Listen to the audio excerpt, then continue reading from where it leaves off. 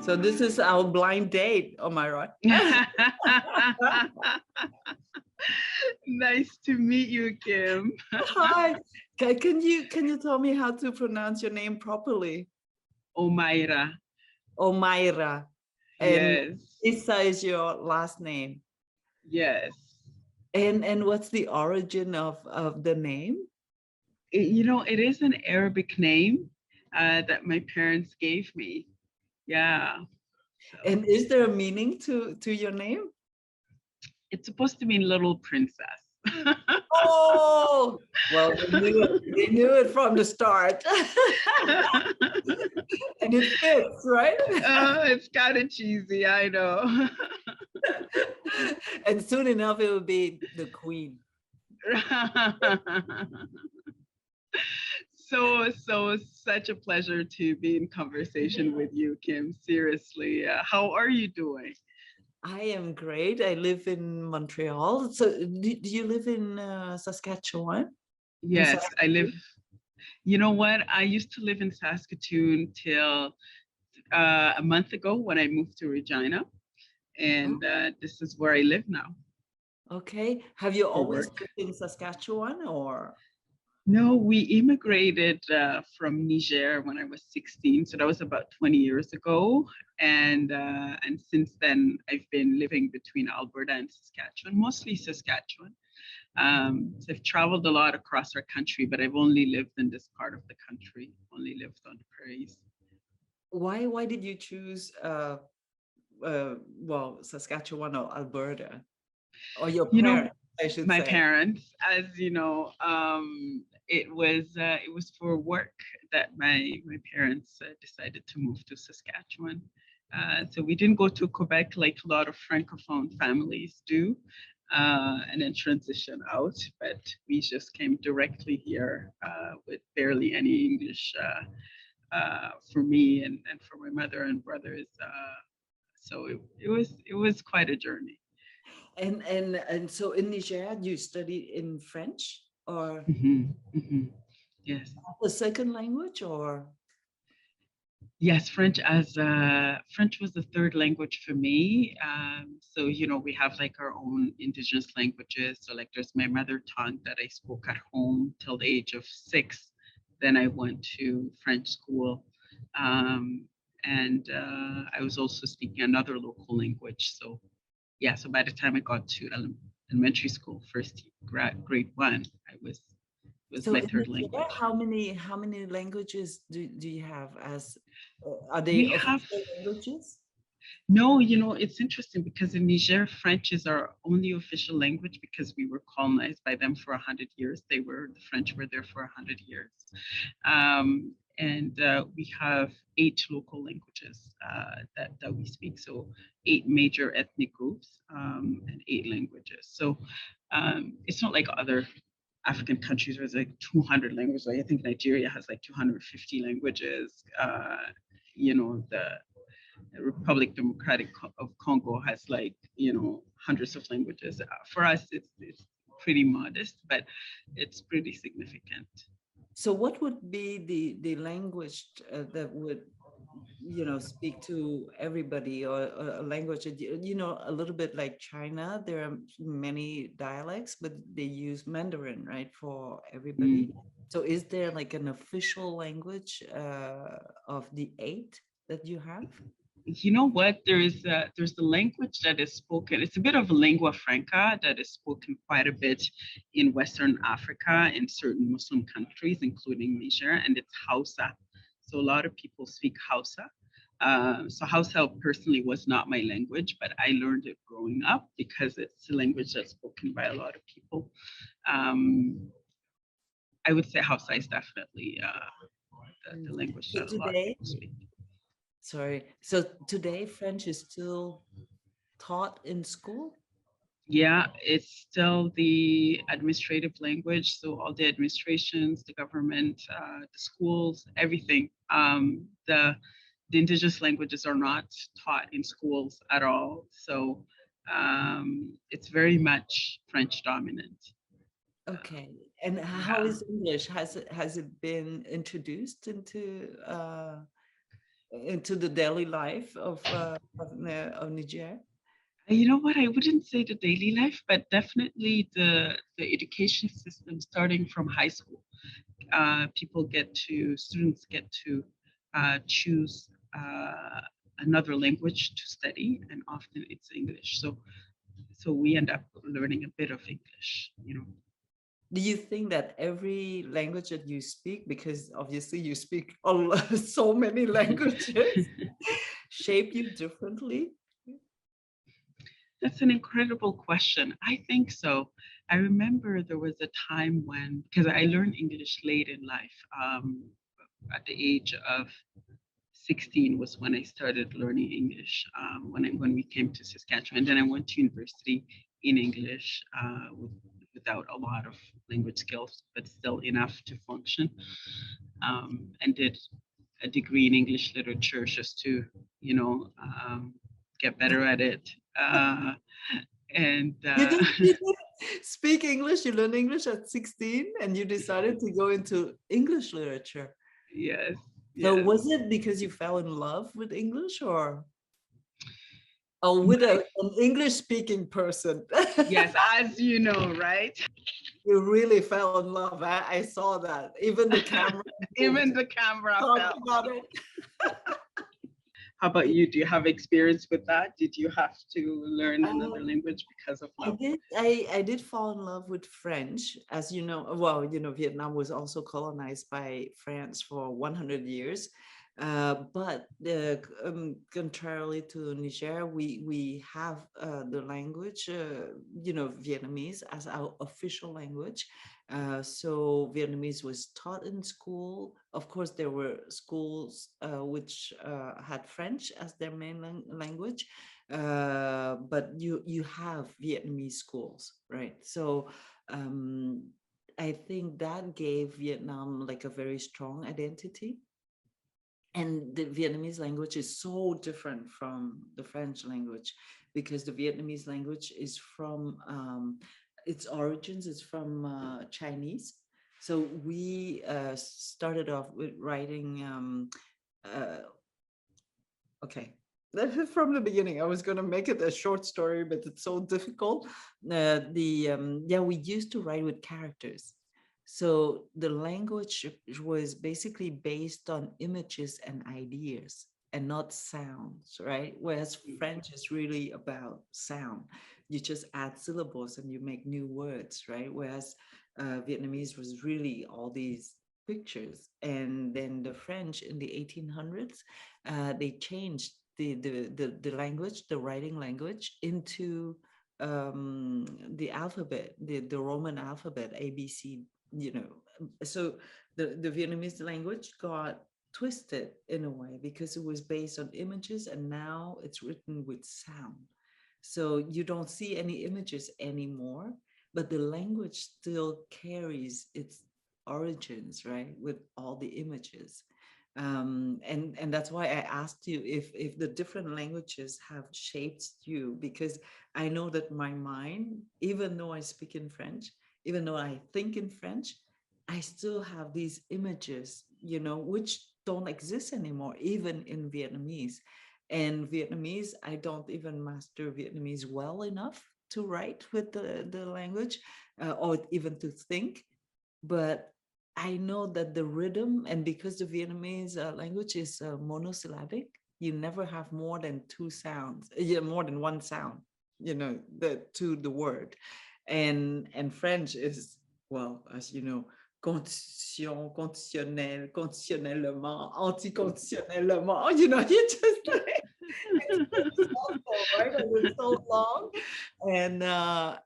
But I know that my rhythm in French when I write, it's still influenced, I think, by Vietnamese, which is a monosyllabic language. And so I was wondering, with all the languages you have,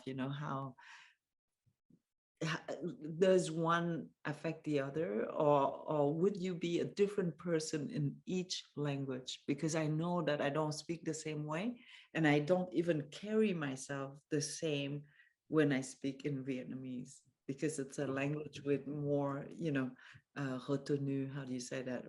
It's yeah, it's Restraint. Mhm. well, yeah. And so I even fold my shoulders when I speak in Vietnamese, contrarily to French where. Wow, that is so powerful, Kim, because I really appreciate you talking about how languages changes us because I remember vividly the moment when I started dreaming in English. And it terrified me because I thought, oh my goodness, this language is taking the space of my own indigenous language. And I was never able to dream in French, although it's a language that I have been speaking for the majority of my life. And now I find that when it comes to my personality completely changes depending on the language that I'm speaking. And I think languages are so powerful in helping us shape who we are and our relationship to the world as well. Mm. Because I think languages is never just languages, right? Languages carries the culture of the language, but also the whole story and history, our own story, our own history. When we learn it, where we learn it, from whom, and that's why I think language is never just about language. And I always say, for those who don't speak French, and speak only English, for example, I say you should learn French because in French you have the word gourmand et gourmandise, which means that you eat not because you're hungry, but because you love eating and you have this pleasure of eating, but also you have the guilt, a little bit of guilt, right? When you you That's me eating chocolate. Yes, absolutely, right? Or that second dessert or that second scoop, of something. Totally. But it's so beautiful. But in English, you don't have an equivalent of the word gourmand and gourmandise. I think because the English don't, never eat just for pleasure or to overeat in a certain way, and have this guilt and pleasure in the same bite, and so in English you would have gluttony, right, which is pure guilt. There's not no pleasure, right? And in French we have that also, glouton, right? But Mhm. and so I think, when you speak a language, you carry the whole culture of that language, right? And our relationship with French, right, if you were still in Niger and I was still in Vietnam, French would be linked to a language of colonization, right? Mhm. and, Mhm. and we link it to France, the country, as well, right? Whereas because I did learn French when I was very little, but when Mhm. I arrived here in Quebec, I fell in love with Quebec, and you talked about falling in love, and the first second when we arrived, and we have all these Quebecers waiting for us in a parking lot of the hotel, and they were just there picking us up, like holding us physically. And as a Vietnamese back then, I was not so used to people who would express their feelings so openly, right? So that was the first cultural shock.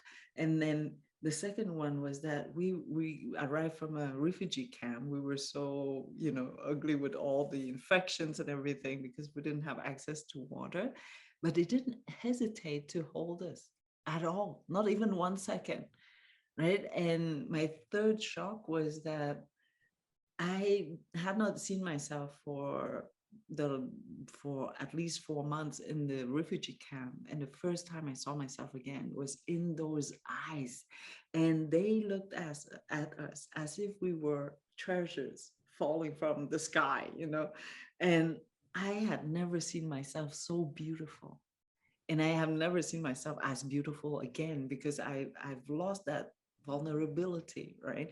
And so because they spoke Quebecois, I wanted to learn Quebecois. I wanted to embrace that culture. I wanted to be inside that culture and take all of it, right? And so yes, it was about falling in love. Yeah, and that's why I don't think I can write in a different language than that language of love, because when I write, it's really about sharing beauty, right? So they totally shaped the person or the Canadian that I have become, the citizen that I have become, and the woman, that I am today. Yeah, so la langue québécoise, it's really my language of love, and it has nothing to do with the French from France or elsewhere, right? And that's why I was I knew that you had to fall in love. Somehow, right? Yes. It's so interesting that you're sharing these early experiences in Quebec and in Canada. I think that's so beautiful. What are some of the opportunities along your journey that you've come across early on? Oh, from the first moment. And since I'm here, I've been in Canada for 43 years now. Every day, it's a gift. It's a gift, opportunities. My God, from just learning the language, right? I still remember this teacher coming towards us and teaching us, for example, an apple. It was not only in a book with the word pomme, it was an apple in her hand, sharing that apple with us, and we arrived from a refugee camp, so of course every bite was, how would I say it, a window into the world, one step closer to paradise. Oh, we were already in paradise, and since then it's paradise every day. How about you? How was it for you to come here, or you know how was the first few days or few weeks? Oh my goodness. I haven't even thought about that for so long. Because it's been 20 years, certainly hasn't been, 43 years. But I remember the weather. That was the big constants for me. It Which was month? Which month was it? November. Can you believe Oh, it? it's cold. It is cold. And we come from a very hot country, right? So I just remember the weather being its own like entity and imposing personality and always there, and the snow always there, and having to live with that and navigate that and learn how to dress properly for it. Do you Um, remember how your skin didn't know how to react to this? Because you're like, is it cold or is it hot, right? Because yeah. we never lived that sensation of cold, right? So your brain just go, what is this? It was really confusing. Yeah, I think it took some time. It was so confusing to me that when I came here, I started eating snow. When I saw snow for the first time, I was like, I didn't know what it was and how it tasted like and the texture of it. So I like ate snow for the first time, which in hindsight might sound a little bit obscure thing to do, but it felt like the right thing to do at the time. I don't think you're the only one. I think we have all tried it because it's so beautiful, right? And virginal to me anyway. I look at Hmm. that. How could that be, right? All this snow, even though we had read about snow in books, it's nothing like, it's not the same when you see No. snow the first time, right? Yeah, no, absolutely. I think your joy is completely infectious and so wonderful. I'm curious to know how your experiences have shaped your worldview. You talked about coming from a refugee camp. I've never been in one, so I don't know what that's like. How did your experiences shape your worldview? Everything we live every day, right? And my mom says that we are like a diamond, a diamant brut. How do you say that? Like Rough diamond. a rough diamond. And then every experience that we get to live, or and every person that we meet would polish a little bit more of that rough diamond. And every experience, every person will help us to shine a little bit more every day, because of their experience. Because even when it's unpleasant, it does, take off a little bit of that dust on that diamond of ours, and it lets light in. And so I would say that I'm very, very lucky. I've got great bosses who have become basically uh, second parents to me. Many of them, because yeah, I get to work on some projects which were so demanding that we didn't have a choice. We had to love each other. If not, we would just die. You know how it is, right? Facing challenges, we fall in love. And because I used to be a lawyer, and so they're quite tough, but because we were facing the same challenges at the same time, we become really, really close. So they have shaped a lot of me, of who I am. But every friend and every encounter at the grocery store, even just sharing a recipe, and learning from each other how to use exactly the same thing, the eggplant, how would you cook it, and how would I cook it? And just that exchange creates a moment of travel and a history, because it's never about just a recipe, right? You're going to talk about the weather, where it grows, or where you ate it the first time, and with whom, and so forth, so on and so forth. So I think, yeah, I take every day as every encounter is and oh yeah, I have to tell you this story because it's so beautiful. And I'm seeing this tree in my neighborhood. It's the most beautiful tree. I consider that I have, the most beautiful tree in my neighborhood. And so one day I was walking, and I met one woman who had a cane. That's how Mm. you call it, yeah. Mm-hmm. Mm-hmm. So I thought that she couldn't see, and I said, I should share, to her, telling her that we are lucky to live in this neighborhood with this Mm. tree. And so I said to her, I said, ah, we are so lucky to live in this, next to this beautiful tree. And she said to me, she answered, and she said, yes, it's perfectly round. And and I said, "Oh my God, I was mistaken." That for thinking that she was blind. And I said, "Oh, I'm sorry. I thought you couldn't see." And she said, she could not see. She cannot see.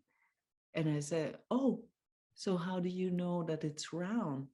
And she said, "Well, because if you listen to the wind, you would hear how the wind travels, and you can have the shape of the tree, right? Because if you have a peuplier, the Mm. wind would not travel in circle, right? But Wow. if you stand under the tree, you would hear how the leaves, how do you say that? Uh, yeah, the noise of the leaves would give you the shape of the tree. And then with just that encounter, right, you learn that your ears can give the shape of something. How incredible, right? Wow. I'll never forget the story that you just shared. What an incredible gift. Thank you for sharing this. Wow, what an offering. You know, Yeah. it's making me think about the importance of being aware and of yes, being aware and being Mm. present with So things. is there one person who has contributed in shaping who you are? You know, there's so many people that I've met along the way who have shaped me. I think my grandmother has been such an important presence in my life because she raised me growing up. And then when we came to Canada, I met a lot of mentors who brought a lot to my life, who taught me a lot. Even the English teacher, the English professor at university, brought a lot to me. The first person who gave me my first job at the CBC brought a lot to my life. A lot Yeah, of I was gonna people. ask you, how come you end up being a journalist? It was a concours de circonstances. It was really very much one thing leading to the other. It wasn't part of my big plan. I grew up with a love of news and of information because my grandmother was always listening to the radio in the house. So we always listened to RFI, growing up. And then when I came here, I started a newspaper in high school, in my high school. And then when I went to university, I helped with creating a French newspaper at an English university. And then when I came back to Saskatchewan, I got an opportunity. It was supposed to be for 3 months. And now it's been almost 9 years. It's done. Now you're a journalist. That's it. There's no Wow. way back.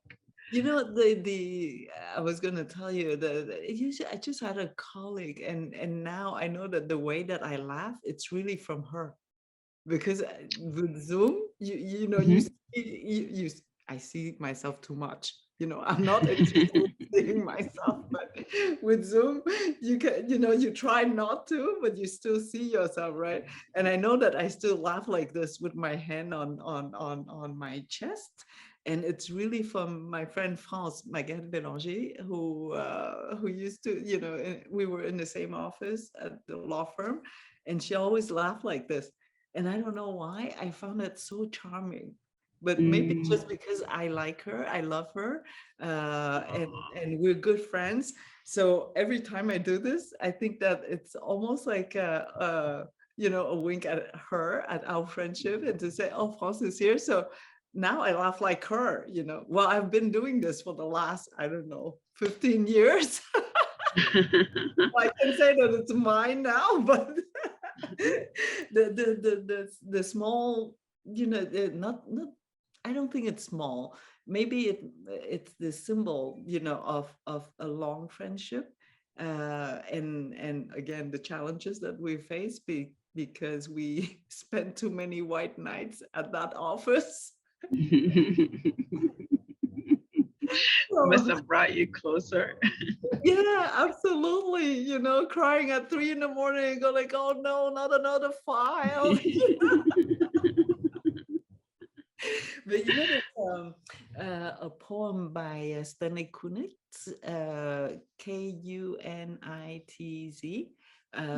He's an American poet, and he said something like, becoming is never being until becoming is being still. And I've been trying to, when I saw the theme of our conversation, becoming, it came to my mind right away. Becoming is never being till becoming is being still. And I don't understand what it means, but I love it so much.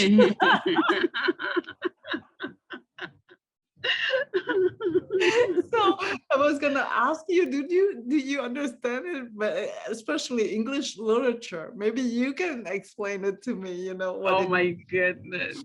I mean, you're the writer and the the person who works with language. I guess we both do.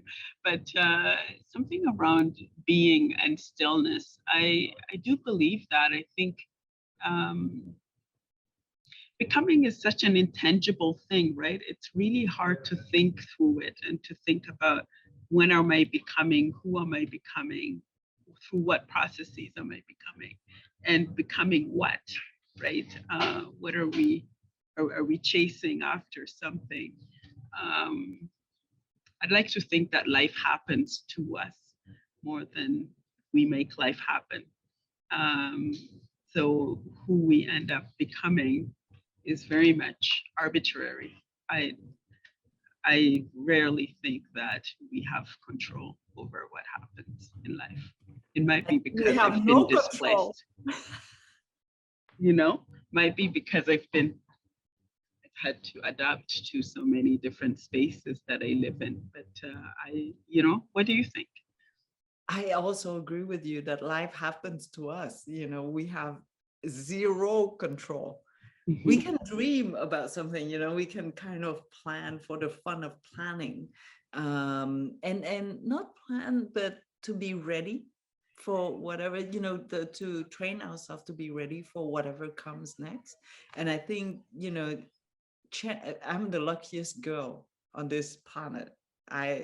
You've just met, you are meeting the luckiest girl right here. I am the personification of the word chance, right?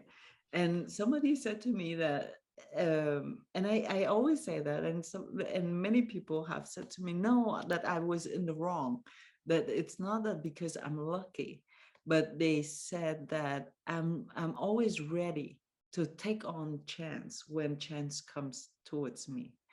And when you say life happens to us, um so I really think that life comes to us like a tsunami with so many things, right? No, tsunami, maybe it's too negative, but more like a waterfall. And it depends on the size of your cup, right? In order to gather that water, but there's so much coming to me, and in my head I have only a small cup. But it started with a teacup, a really tiny teacup, and now it's getting a little bigger, because I have more tools, I guess, to take in a little bit more of life.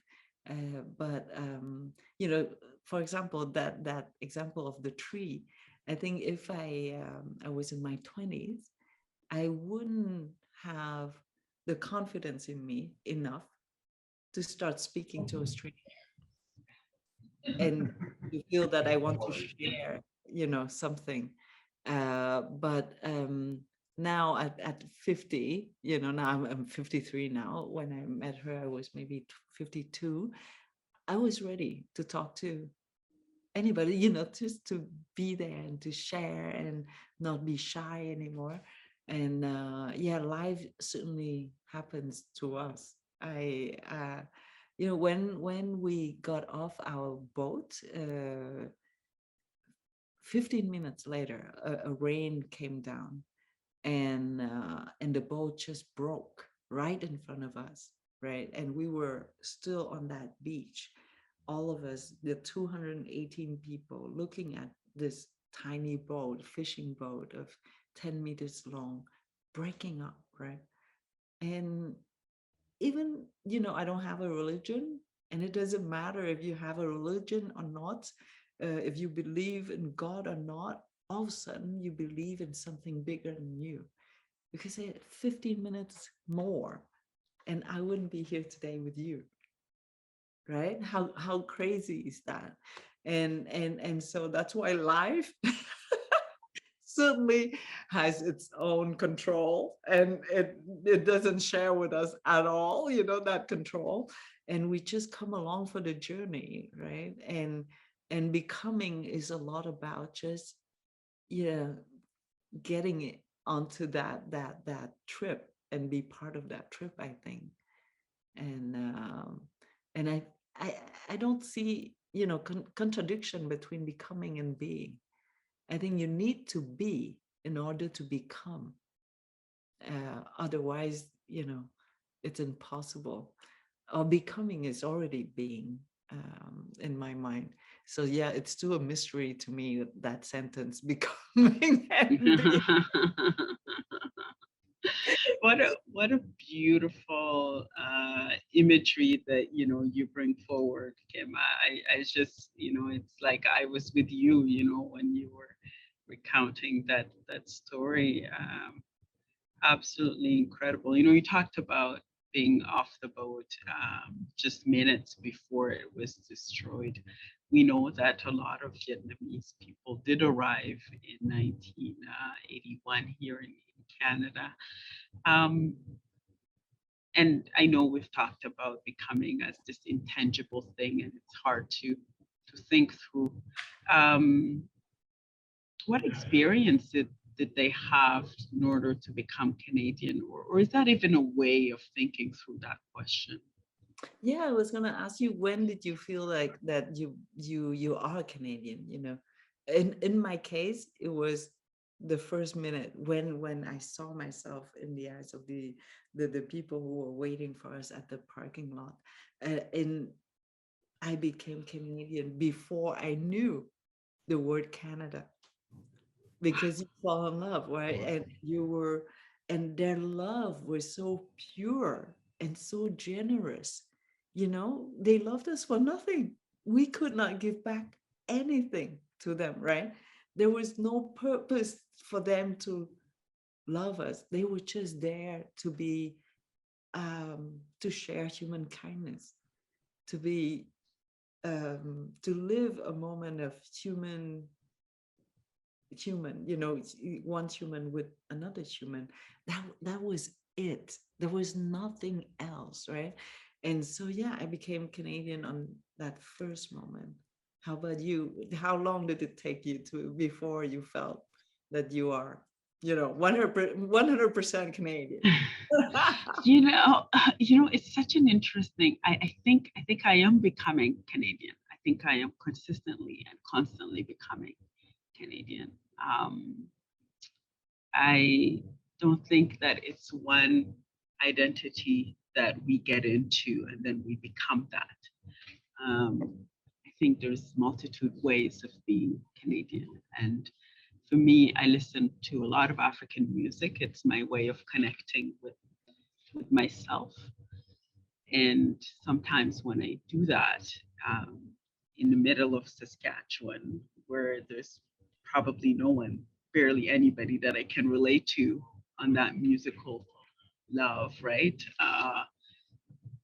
Very few people, anyways.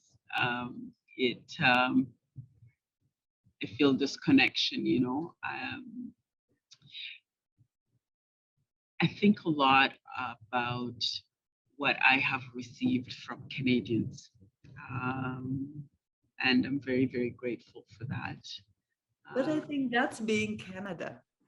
You know, mm, that's being Canadian and living in Canada, to be able to live in the middle of Saskatchewan and listen to African music, mm, right? And still feel that you totally have the right to do that, and that's you, you know, connecting to yourself.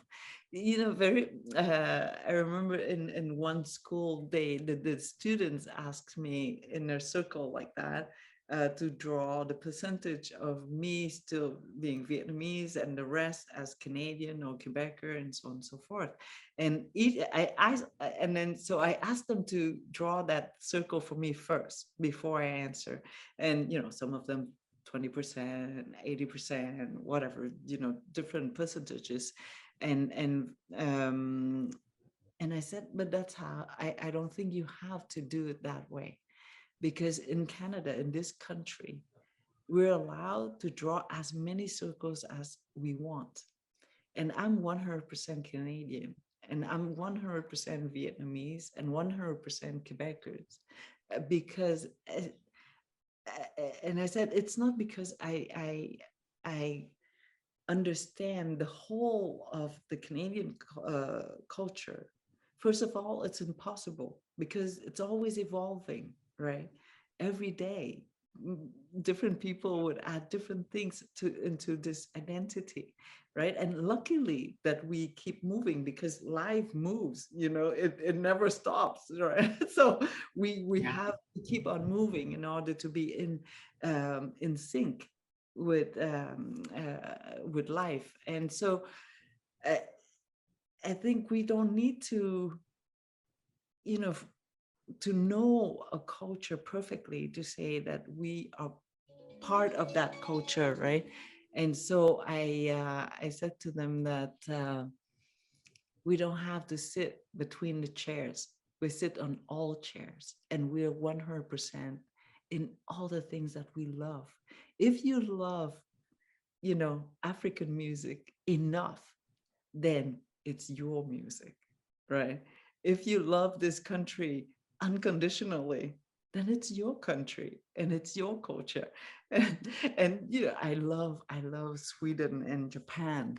And I don't speak any of the languages. I have only visited these countries, and I said, I feel like I'm 100% Japanese as well and Swedish as well, because I love them so much. I love those two cultures so much, and so I think that's what Canada has given us, the freedom to love, don't you think?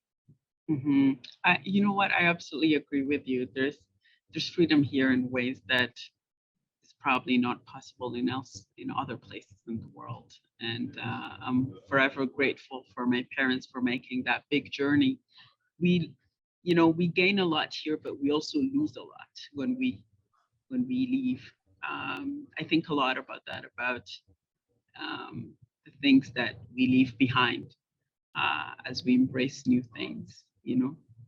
But those new things are so precious.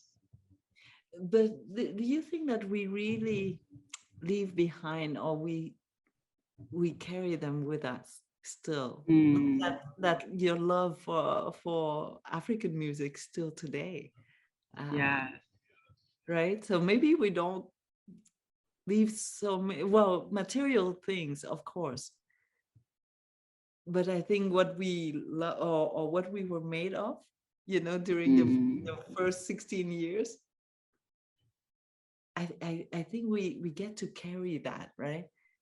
And this is why I don't know if there are many countries where we can do this openly, and that the people who don't know about our luggage or what we bring are happy and open to welcome that, right?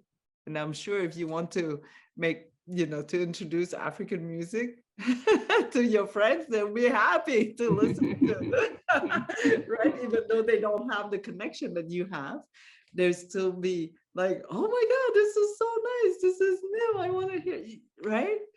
yeah, yeah, absolutely. Yeah. Such a delight to talk to you, Kim. An incredible story. Well, thank you so much, Kim. I really appreciate you having this conversation with me.